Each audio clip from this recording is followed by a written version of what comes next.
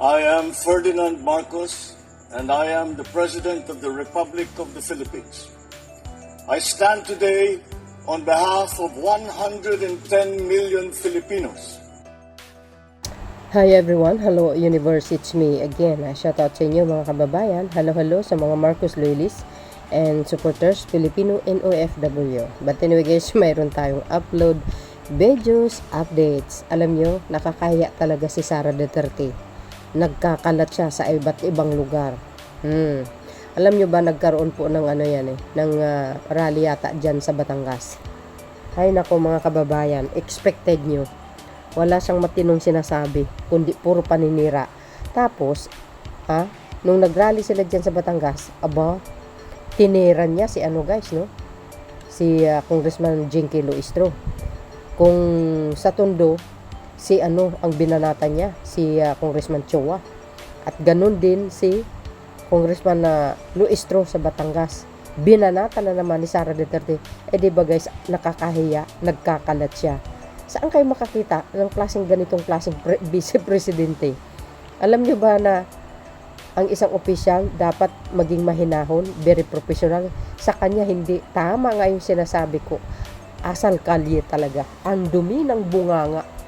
Diba? Sobrang dumi. Talo pa yung witchcraft dito. Yung mangkukulang baga. So dahil dyan guys, basahin ko yung sinabi niya. At pakinggan nyo yung sagot ni Congressman Luistro. Alam nyo bang tawag niya sa kanya? Buaya. Kaloka talaga ito si Sara Duterte. Nakakahiya. Ngayon pa lang, pinakita niya yung totoong ugali niya. Nang sa ganun, mga kababayan, magiging aware tayo sa darating na mga eleksyon. Sa pagpili ng tamang pangulo.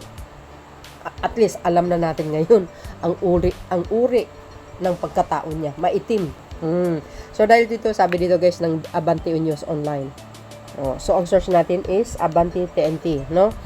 Sabi ni Sara dito guys, BP Sara, dinikdik si Luistro, magbayad ka muna ng utang mo. Wow, grabe. Alam nyo, mahilig talaga gumagawa ng istorya, no? Mahilig mang baliktad mga kababayan. Ang feeling niya sa sarili niya, malinis siya. Nakikita niya ibang tao pero hindi nakita yung sarili niya. Napakadumi talaga niya. Sa totoo lang. Sabi dito guys, May 9, kahapon po yan Yes, one day ago. Sabi dito, binanata ni Vice President Sara Duterte si Batangas Representative Jerbel Luistro sa isang kampanya sa Buwan, Batangas kamakailan. Nakakahiya sa talaga. Alam niyo, nakakahiya siya talaga. Grabe. Binahagi ni Duterte ang paglapit ni Luistro sa asawang niyang si Mans Carpio na isang abogado nang masangkot ang mister ng congresswoman sa kasong rape. Walang katotohanan po yun. Yung kasong rape na yan. Kung baga yan ay planted yan guys. Nung panahon ni Duterte yan. Pakinggan nyo po yung sagot ni Congressman Luistro mamaya. Ito. Sabi dito guys, pero nang matapos na raw ang kaso, hindi binayaran ni Luistro ang kanyang asawa ng 8 million. Yes, talaga naman. Grabe Ilang bisis siningil ay hindi nagbayad. Ganyan ang klaseng ng tao na mali natin na napili. Tinatakbuhan ang utang. Kunwari, walang nangyari. Patutsada ni Duterte. Grabe. Sino kaya susunod na congressman ang gagawa niya ng istorya no? So dahil dito guys, pero ang malala raw ni Duterte, hindi na nga nagbayad ng utang sa kanila. Nakita niyang namimigay ito ng pera. Ay grabe, ang tindi guys. Galing ito, puro fake talaga. Fake news ang mga pinagsasabi. Magbayad ka naman ng muna ng utang mo, may pera naman pala. Saad ng vice presidente. Grabe. Naglalakbay sa iba't ibang lugar. Para mang-aaway lang, parang asong ulul baga. Kasunod dito ini-endorso ni Duterte ang dating kongresista na si Raneo Abu, nakatangguli ni Luistro bilang Batangas 2nd District Representative. Agoy, sa ginawa ni Sara Duterte, palagay ko matatalo itong inendorso niya. Maniwala kayo. Malakas si Attorney Luistro guys si Jinky Luistro. Magaling na abogado yan. Sabi pa dito mga kababayan, anya sa loob ng 9 na taon ng pagiging kongresista ay maganda ang naging track record ni Abo at pwedeng-pwede raw na maging House Speaker. Talaga lang O kaya pala inendorso mo pag sakaling manalo, magiging speaker. Di ba? Pag nagiging speaker, tulungan ka para ma-impeach si Pangulong Marcos Jr. Style mo bulok. Maraming kakampi si PBBM sa House. Oy, ikaw wala. Yan Ngayon, darating na Lunes, mayroong tayong pagkakataon na itama ang mali at yun ay ang pagpili kay Congressman Reneo Abo. Wika niya, agay. Grabe. Sobrang kakahiya itong ginagawa ni Sara Duterte. Yung tipong dumadayo ka guys, tapos wala ka sa lugar mo, naninira ka, na hindi mo alam yung lugar na pinupuntahan mo, ay malakas yung siniraan mo. Sabi ko sa inyo, ito sa Sara, hindi po ito mananalo sa pagka-presidente. Maniwala kayo sa akin, sa hindi guys. Mark my word. Sa Maynila na lang binubo siya dun di ba? Sinasabi siyang liar walang bubuto yan ng taga Maynila. Maniwala kayo. Kung mayroon man, bilang sa kamay. Lalo na sa Batangas. See? So dahil dito, ito po ang sagot ni Congressman Luistro sa kanya. Ito naman guys, ang sagot ni Congressman Luistro. Matindi ito mga bes basahin po natin para kompleto detalyado, okay? Show the receipts. Attorney Gerbel Luistro Ders, Sara Duterte prove 8 million legal debt. Diba? Sabi ko sa inyo mga kababayan ang galing niya talaga gumawa ng istorya Ayan, hinahamon siya ngayon ni Congressman Luistro. Naku, patay ka ngayon. Baka sampahan pa ng kaso yan sa pagbibintang niya. Politiko yan guys ito yung sagot niya kanina, May 11, 2025. OM goes. Sabi dito guys Batangas Representative Gerbel Luistro has challenged Vice President Sara Duterte to present proof that she owes 8 million to the law firm of Duterte's husband lawyer, Manasseh Carpio Agay. In a video posted on social media on the eve of the May 12 midterm polls, Luistro said she is willing to settle any legitimate legal fees if Duterte can back up her claims with documents. Agay. Nako, baka hindi mo kayanan si Congressman Luistro, Sara Duterte. Magaling na abogado yan. Sa pagtatanong na lang manginginig ka. Kung ikaw lang ang katapat niya, ay sus, wala ka sa dulo ng kalingkingan ni Congressman Luistro sa galing. Tuloy. Rest assured na kung may makikita akong papel na nagpapatotoo na naging bahagi ang inyong law firm or law office sa mga kasong nabanggit, pagsisikapin ko na bayaran ang sinasabi niyong utang. Wow, said Luistro, who is seeking re-election. Re-election. Agay. Taking a swipe at the Vice President Luistro question the basis of the alleged amount. Agay. $1 million daw po iyon. Kung wala naman entry of appearance, wala ding pleading. Para po ang hirap intindihin kung saan galing ang $1 milyon na pagkakautang. Grabe. Diba guys, kakasuhin na yan pag hindi nagbayad if ever mayroon kang utang na ganyan. Pero bakit hindi niya kinasuhan kung talagang totoo? Kasi nga gawa-gawa niya yung istorya niya. Yan na lang sanabi ni Congressman Luistro i-prove niya kung mayroong resibo.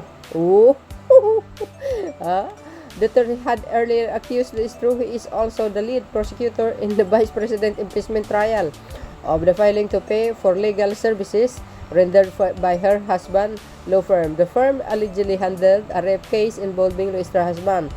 The Vice President has since endorsed Luistro opponent, former Congressman Reneo Abo. Alam po natin guys, sa Quadcom, sa House Committee, isa si Congressman Luistro. Kaya biniran niya ito. Ganon din si Congressman Choa, mga kababayan. Lahat ng ano niya, inaaway niya, kinakalaban niya, ginagawa niya ng mga istoryahe. Ang pangit talaga ng pag-uugali. Ito guys yung live na video ni Congressman Luistro para kompleto detalyado. Okay, ito na. Nais ko lamang pong magbigay ng mensahe kaugnay ng naging pahayag ng ating Vice Presidente kahapon sa sortie ng ating katunggali. Mawalang galang po, hindi po buwaya ang Congresswoman ng Batangas 2nd District. Ang Congresswoman po ng Batangas 2nd District ay Congresswoman na nagtratrabaho sa tiwalang ibinigay ng taong bayan. Pangalawa po, ang Council of Record po ng aking asawa sa mga fabricated cases of rape na kanyang pinagkaanan ay si Attorney Nilo Divina ng Divina Law Office and my two good friends, Attorney Johnny Magboo and Attorney Bong Panganiban. Pangatlo, kung ako man po'y may pagkakautang, ako po'y nakikisuyo, sana po ako'y mapadalhan ng pleading or entry of appearance o kahit na po anong papel upang aking pong maunawaan ang naging partisipasyon ng inyong law office sa fabricated cases of rape na naging kaso ng aking asawa. Pasensya na po, pero hindi ko po ito maunawaan, pero rest assured po na kung may makikita akong papel na nagpapatotoo na naging bahagi po ang inyong law firm or law office sa mga kasong nabanggit, pagsisikapan ko po na bayaran ang sinasabi niyong utang. Hindi ko lang po maintindihan. Siyam na milyon daw po yun. Kung wala namang entry of appearance, wala ding pleading, para pong ang hirap maintindihan kung saan nanggaling ang siyam na milyon na pagkakautang. Ito pong aking pagsagot ay hindi po para sa aking sarili. Ako po'y sumasagot sa mga naging pahayag ng Vice Presidente kahapon dahil obligasyon ko po na alagaan ang dangal ng aking mga kababayan dito sa Batangas 2nd District. So yun guys, narinig nyo yung sinabi ni Congressman Luistro. Walang record dito guys. Malinis ang record nito at maganda ang kanyang pamumuno sa totoo lang. Sa sinabi ko nga kanina, si Sara Duterte guys gumagawa talaga ng istoryahe. Ngayon, inahamon niya yan. Si Sara na i-prove niya dapat yung legal na basihan at yung resibo kung totoo man yun. Agay. Queen of fake news talaga yan si Sara Duterte. Nakakahiya siya, di ba? Nakakahiya siya. Nagkakalat siya ng tae sa Batangas. My goodness. Nakita ko ang ano ito, kampanya nito ni Congressman Luistro guys. Ang dami. Grabe. Matatalo yung kalaban. Lahat ng in-endorse ni Sara Duterte, mark my word, matatalo lahat yan. Kasi ang sama ng pag-uugali, nagkakalat siya ng tae, my goodness. Hindi maganda ito.